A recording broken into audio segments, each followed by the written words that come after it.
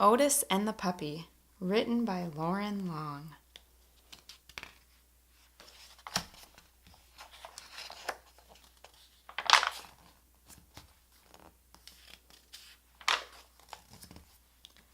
It was springtime on the farm where the friendly little tractor named Otis lived. The flowers bloomed, the trees were filled with leaves, and the farm buzzed with the joy of a new season. There were fields to plow and crops to plant, and Otis was right in the middle of it all, working hard. Put, puff, puttity, chuff. When the workday was over, Otis, the little calf, and all their farm friends loved to play hide and seek. Otis loved to be it, counting 1 putt, 2 puff, 3 puttity, 4 chuff, as his friends ran to hide. When he reached 10, it was game on, and Otis motored here and there looking for his friends. He found the little calf hiding in a deep thicket of wildflowers. He found the ducks hiding in Mud Pond. And he found the bull hiding in the haystack. Otis and the animals would play until the sun disappeared behind the trees, making sure to be home before darkness fell.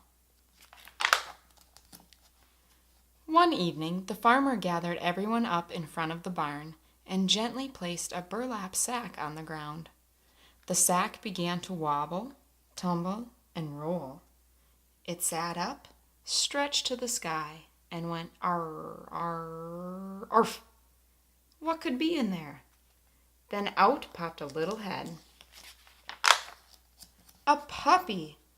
The puppy shook his ears, raised his head to the sky, and yelped out another arr, arr, arf. Then he burst out of the sack and romped around, greeting everyone with wet kisses. He wriggled from head to toe, and his spotted tail wiggled and wagged and wiggled. The farm animals smiled as they watched their happy new friend. And then, as quickly as he had jumped out of the sack, he wobbled over to Otis, leaned on his tire, yawned, slouched, and plopped off to sleep. The farmer put an old doghouse in front of the barn, scooped up the sleepy puppy, placed him in his new home, and said, "Good night, little pup." Otis, the little calf, and all the animals filed into the barn for a good night's sleep. Otis yawned and nestled into his stall. He was thrilled to have the little puppy on the farm, and he smiled as he drifted off to sleep. Put, puff, puttity, zzz. All of a sudden, he awoke to a pitiful whimper. The whimper turned into a whine, and the whine turned into a yelp.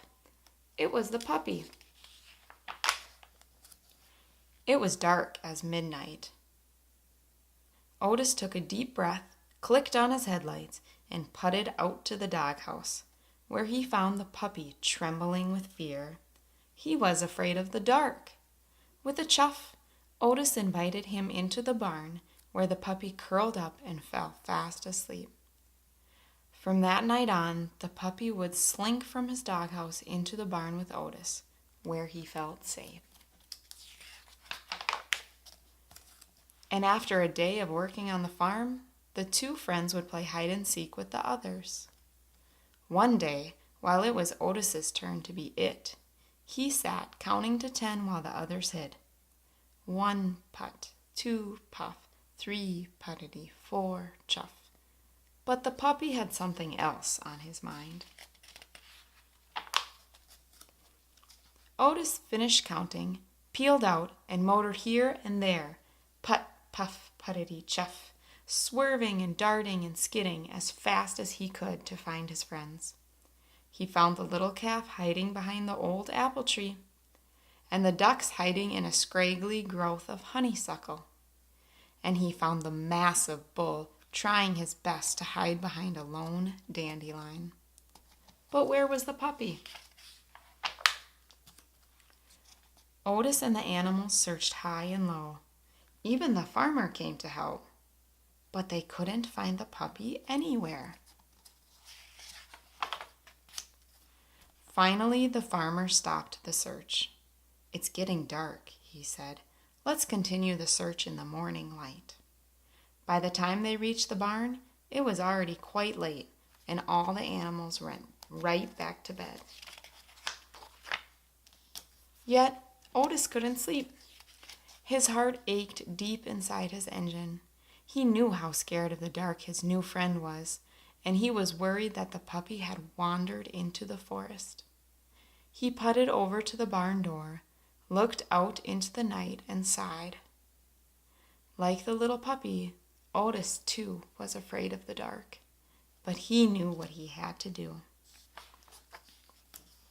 He clicked on his headlights and puffed out into the night.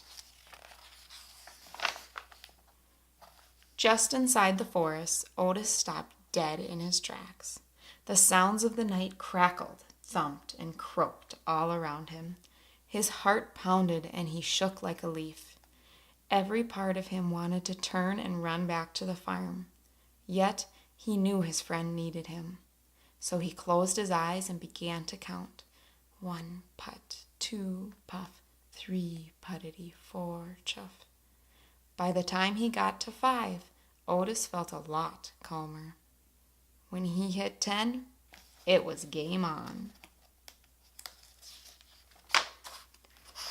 He peeled out and motored here and there. He swerved and darted and skidded and flashed his headlights everywhere in the dark night.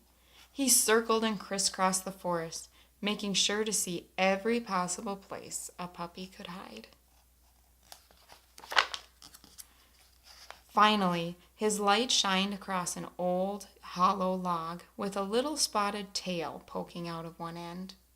The puppy was whimpering softly, too scared to come out. But when he heard Otis, he squealed with joy. "Arf, arf, arf!" He wriggled and wagged and wiggled right out of that log. He squealed and cried and covered Otis's face with kisses. Then the two friends began to make their way home. They stood tall together as they passed through the dark forest. And somehow, the night sounds no longer felt so frightening to them. On the farm, a warm, safe bed awaited them. Before long, a new day would arrive, full of bright sunshine, work, and play. The end.